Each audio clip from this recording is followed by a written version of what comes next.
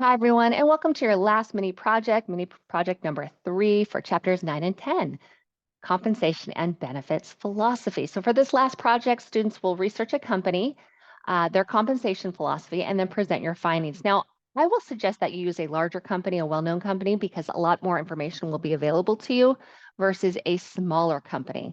That's entirely up to you. If I were doing this, I would use a larger company just because I'm going to find the information a little bit easier. Now, like working on the project won't be any easier, regardless of size, but finding the information might be. So just my two cents. All right, so you will select a company, and it can't be LinkedIn since that is the example. I'll show you that example in just a moment. But select a company and provide the following information. Now, before I talk about the following information on the screen, I do want to talk about uh, the format. So students can either submit this project either by PowerPoint, or you can use another application like Google Slides. However, it needs to be saved as a PDF type file. Or you can even use a Word document if you wish. I'm going to suggest that you use PowerPoint or Google Slides just because it'll make it easier for you to present your information. And it's easier for your audience to read that information as well. Just keeping in mind that if you do use Google Slides, that's not a problem. You just need to save it as a PDF file. I did have a question one time, and I'll clarify this. College has certain rules, and I happen to be one of those rule followers. Obviously, I was in HR forever, so a policy procedure, rule follower. I understand why there's certain policies in place. It's the old saying, this is why we can't have nice things. That's why rules are created.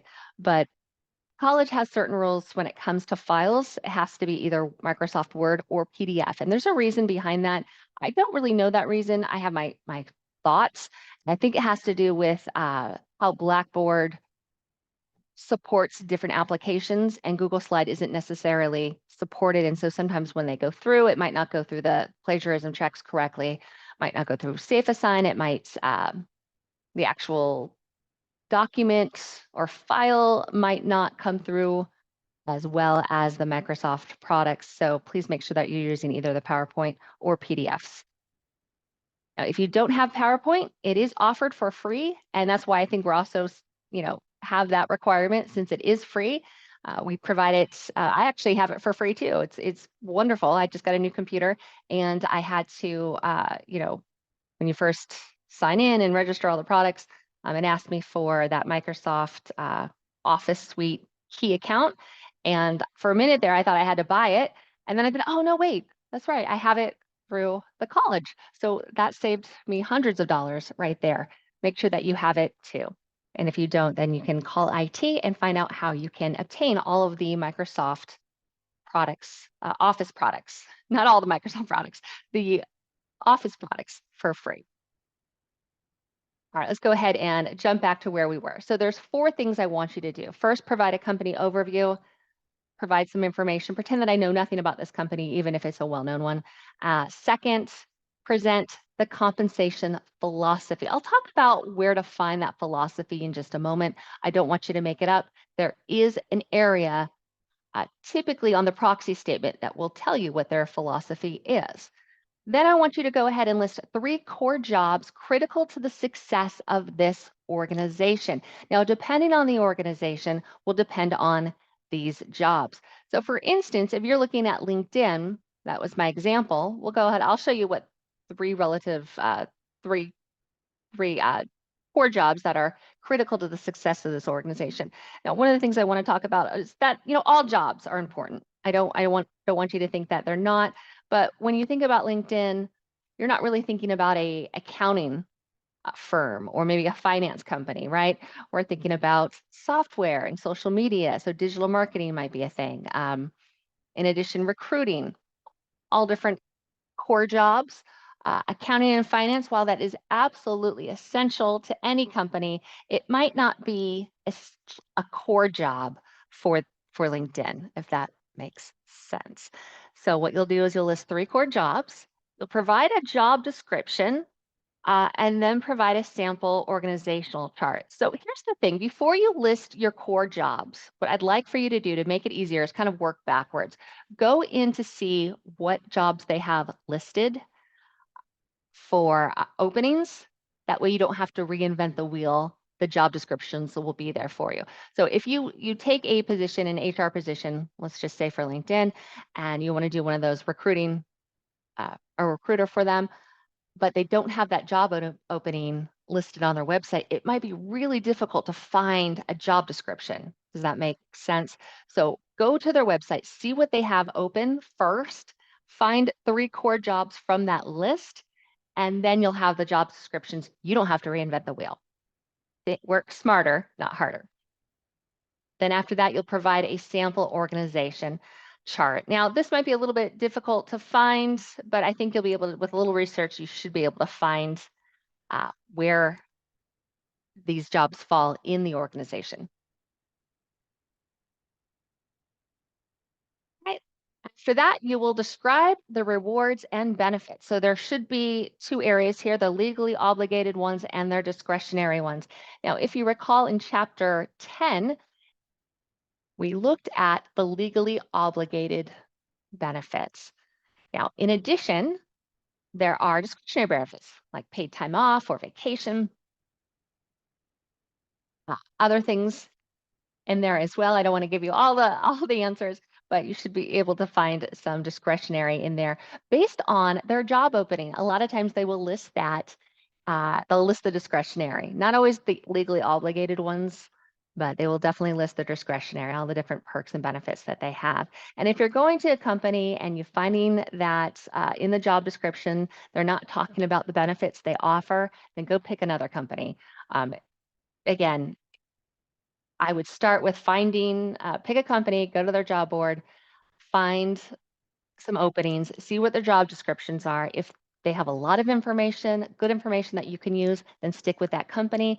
If not, if they're not talking about their benefits, if they're not talking about what they're offering, if their job description isn't very good, pick another company. Yeah, again, work smarter, not harder. All right, so each of the areas above should be their own slide in your project.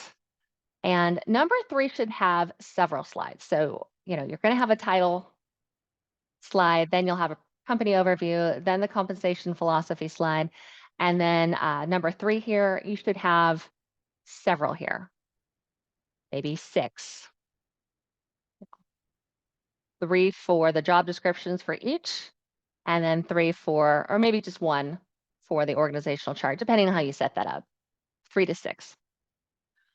Number 4 should have 2 slides. So students should have one that has legally obligated and then one that has discretionary. And that's because there should be several legally obligated benefits. I'm not going to tell you the exact number because I don't want to give it away, but let's just say off the top of my head, there are several there. And I want you to go ahead and do a little bit research of what those are. I did another project similar to this in another class of mine recently, and they had to list the legally obligated benefits. And this was in the capstone class, the 259 class, where the one that you take at the end of your program. And almost all of the students didn't list all of the legally obligated benefits, which to me, if you're in HR, you should know exactly what is legally obligated for you to offer, no matter what company you go to, anywhere in the country.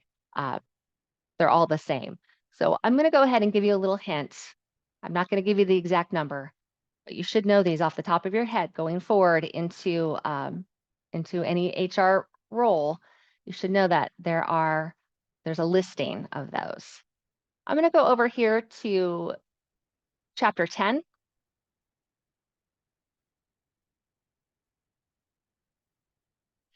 And I want you to watch this HR Basics Employee Benefits video.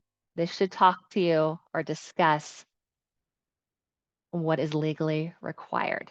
In addition, assuming that the size of the organization matters as well. Hint, hint.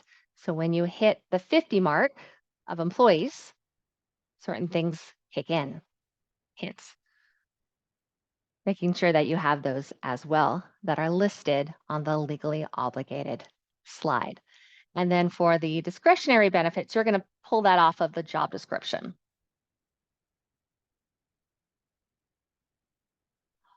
All right.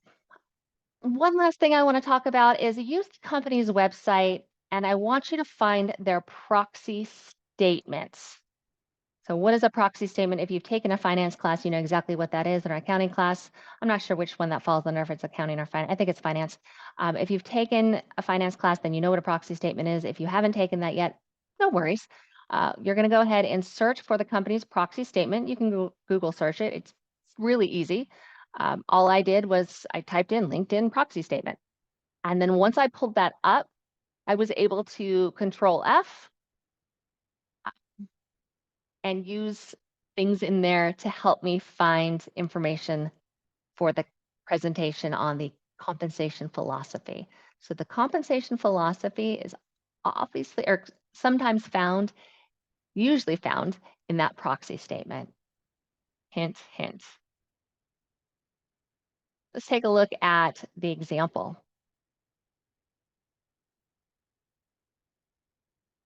So here is your company overview. We use LinkedIn here.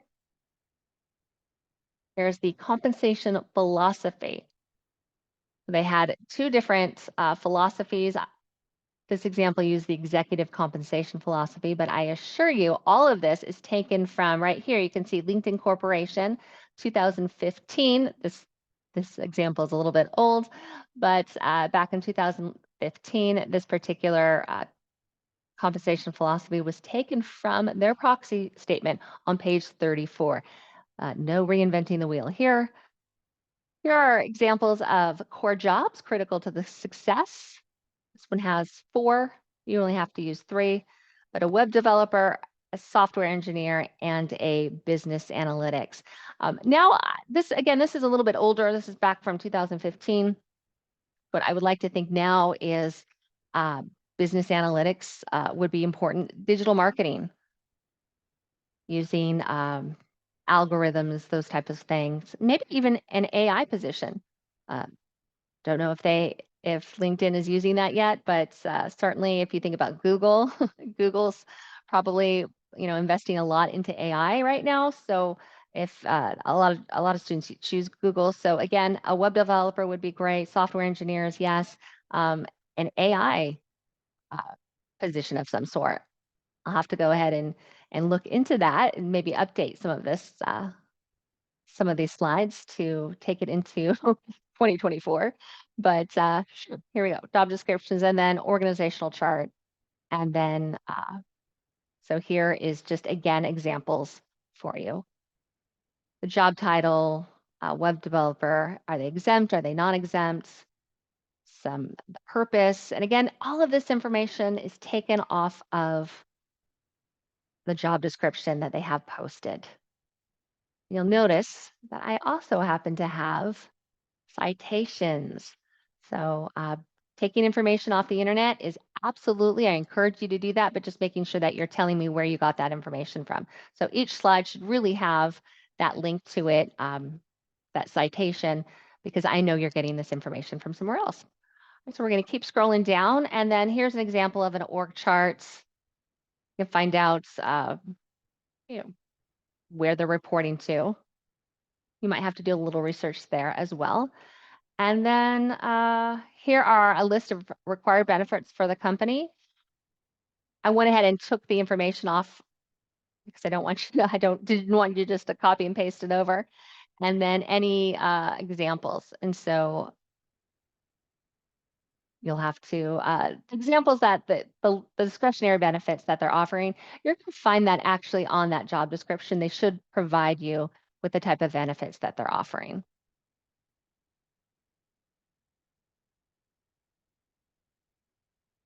And that's it. So this particular project is showing more information that is needed. I think it talked about the rewards. Let's see. In the recognition program. I'm not asking you to put that information, just those 4 areas. All right, I hope you find this helpful. If you have any questions, please feel free to reach out. But again, this particular assignment, you are not reinventing the wheel. Please make sure that you're watching that HR basics video that will talk about those required benefits. And keeping in mind that any company you probably are looking at, I'm going to guess has 50 more employees, and something happens when companies hit 50 or more. They're legally required benefits. There's a couple more that they have to offer. So I'll just put it that way. All right. Thanks so much. If you have any questions, please feel free to reach out. Thank you.